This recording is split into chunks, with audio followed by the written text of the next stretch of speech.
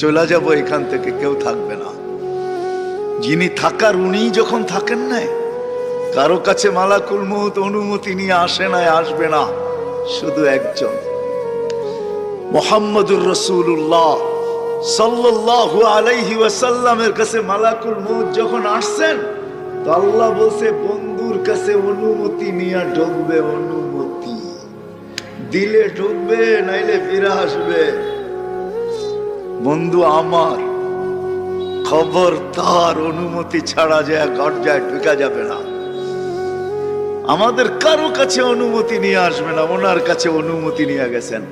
তারপরও বলছে শোনো, ঢুকার অনুমতি দিলেই কিন্তু হাত রাইখা দিবা না, আবার অনুমতি নিবা, রাখবা কি রাখবা না। বন্ধু যদি হা বলে তো রাইখো, যদি না বলে তো চলে আসো। কেননা বন্ধু আমার। কার বন্ধু?